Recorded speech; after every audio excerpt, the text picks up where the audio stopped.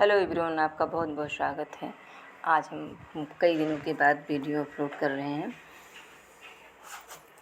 किसी कारण बस हम वीडियो अपलोड नहीं कर पाए थे और अब मैं डेली कोई ना कोई वीडियो ज़रूर डालूँगी और कोई गैपिंग नहीं होगी। और आप लोगों से विनम्र निवेदन है कि आप लोग मेरे वीडियो को लाइक और शेयर करिए। चलिए, प्रैक्टिस सेट का जो शेष क्वेश्चन है उसको हम करते हैं। क्वेश्चन है 103। विद्यापति की कौन सी रचना अभी तक संपादित होकर प्रकाशित नहीं हुई? तो इसमें है कीर्ति पताका इनकी अभी तक संपादित होकर प्रकाशित नहीं हो पाई हैं। फिर आगे क्वेश्चन है, हिंदी पुनर्जागरण काल किसे कहा जाता है? छायावाद को, द्विवेदी युग को, भारतीय युग को, प्रगतिवाद को? तो इसमें भारतीय युग को कहा जाता है। बिहारी सतसई पर फिरंगी सतसई नाम से फारसी भाषा में जो लिखी गई टीका है, इसके टीकाकार कौन है? फिराक गोरखपुरी, आनंद लाल शर्मा, अमीर खुसरो, मिर्ज़ा गालिब? तो इसमें आनंद लाल शर्मा है इसके जो है टीकाकार। चतुरानन में कौन सा समास है? बहुब्रीहि, द्विगु, कर्मधारय? इनमें से कोई नहीं, तो द्विगु समास है। फिर कालिदास जरा की रचना किसने की है? भारतेंदु ने, घनानंद ने, चिंतामणि ने, कालिदास ने। भूषण रीतकाल के किस काव्यधारा के कवि हैं? रीतबद्ध, रीतमुक्त, रीत सिद्ध, आश्रितातीत, रीतबद्ध काव्यधारा के कवि हैं ये भूषण। कबहू जोग वियोग न जाके, देखा प्रकट विरह दुख ताके? और पंक्ति में पंक्तियाँ कहाँ से उद्धृत हैं और इसके रचनाकार कौन हैं?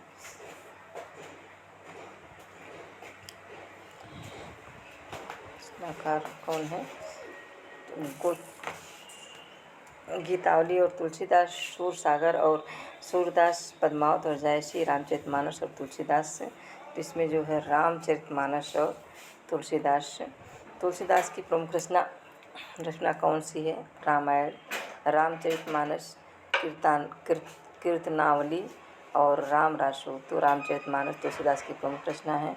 आचार्य रामचंद्र शुक्ल ने किस कवि को कठिन काव्य का प्रेत कहा था? भूषण, देव, केशव, पद्माकर? तो केशवदास को कहा था। वाक्य में जहाँ अर्धविराम की अपेक्षा कम रुकना पड़े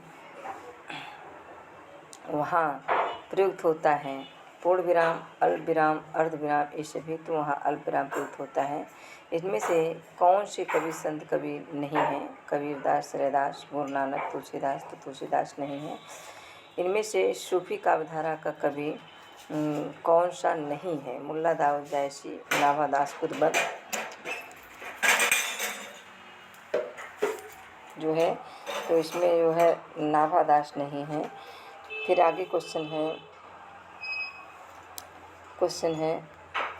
क्या इसमें दिए गए पद्यांश को पढ़कर सबसे उचित विकल्प का चयन कीजिए। ऐसा है आवेश देश में जिसका पार नहीं, देखा माता का ऐसा रक्तिम श्रृंगार नहीं।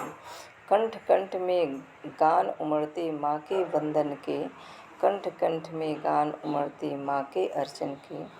फिर आगे पंक्तियाँ हैं, शीश में भाव उमड़ते माँ पर अर्पण के, प्राण प्राण में भाव उमड़ते सोडित तर्पण के। जीवन सी धारा में देखी ऐसी धार नहीं, सत्य अहिंसा का व्रत अपना कोई पाप नहीं, विश्व मैत्री का व्रत भी कोई अभिशाप नहीं। यही सत्य है सदा असत्य की टिकती चाप नहीं, सावधान हिंसक प्रतिहिंसा की कोई माप नहीं, कोई भी प्रस्ताव पराजय का स्वीकार नहीं। ऐसा है आवेश देश में जिसका पार नहीं। तो इस पद्यांश से क्या दिया गया है? प्रस्तुत पद्यांश किस रस से संबंधित है? मैत्री रस से, भक्ति रस से, वीर रस से?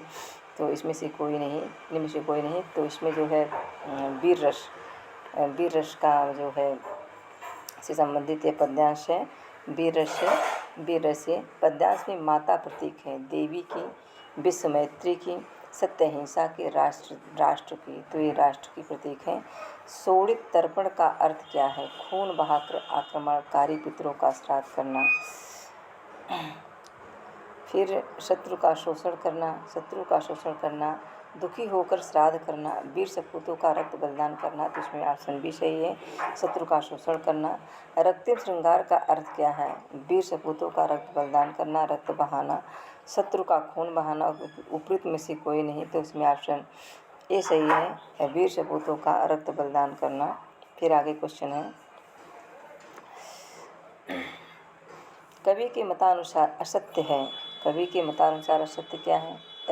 अस्थाई, व्रत, अभिशाप, अस्थाई, तो अस्थाई असत्य है। फिर है उपयुक्त पद्यांश में किसके आवेश का उल्लेख किया गया है? माता के, देश के, शत्रु के, में से कोई देश के आवेश का। अब आगे फिर पद्यांश गद्यांश दिया गया है, तो चलते हैं, चलो देखते हैं इसको। गद्यांश है, देश की उन्नति के लिए गांधी जी ने ग्रामोन्नति को सर्वोपरि माना है। फिर है भारतीय ग्राम भारत की प्राचीन सभ्यता और संस्कृति के प्रतीक हैं। ग्राम ही भारतवर्ष की आत्मा है और संपूर्ण भारत उनका शरीर है। भारत की उन्नति आत्मा की स्वस्थ स्थिति पर निर्भर है। आत्मा के स्वस्थ होने पर ही संपूर्ण शरीर में नव चेतना और नव शक्ति का संचार होता है। फिर आज भी भारत की 60% जनसंख्या गांव में बसती है। गांधी जी कहा करते थे, भारत का हृदय गांव में बसता है। गांव की उन्नति से ही भारत की उन्नति हो सकती है। गांव में ही सेवा और परिश्रम के अवतार किसान बसते हैं। अतः भारत की उन्नति नगरों की उन्नति पर नहीं अपितु गाँव की उन्नति पर निर्भर करती है। अतः ग्रामोन्नति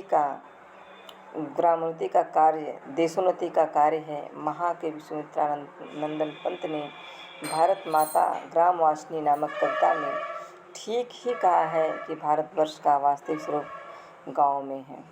अब इसमें से क्वेश्चन आंसर है, कुछ है। भारतीय ग्राम किसके प्रतीक हैं? भारतीय ग्राम किसके प्रतीक हैं?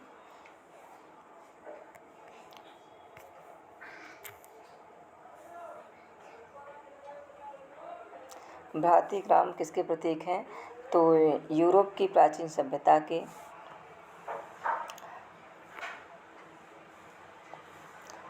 भारत की प्राचीन संस्कृति के, भारत की प्राचीन सभ्यता और संस्कृति के उपयुक्त में से कोई नहीं, तो इसमें भारत की ऑप्शन सी सही है। शरीर में चेतना और शक्ति का संचार कब होता है? जब शरीर स्वस्थ हो, जब लोग स्वस्थ हों, जब आत्मा स्वस्थ हो। जब कोई भी स्वस्थ ना हो, तो जब आत्मा स्वस्थ होती है। किसानों को क्या बताया गया है? उन्नति का प्रतीक, आलसियों का अवतार, सेवा और परिश्रम का अवतार, उपयुक्त में से कोई नहीं, तो इसमें ऑप्शन सी सही, सेवा और परिश्रम का अवतार। भारत की उन्नति निर्भर करती है महानगरों पर, शहरों की उन्नति पर, कस्बों की उन्नति पर, गाँव की, तो इसमें ऑप्शन डी सही, गाँव की उन्नति पर।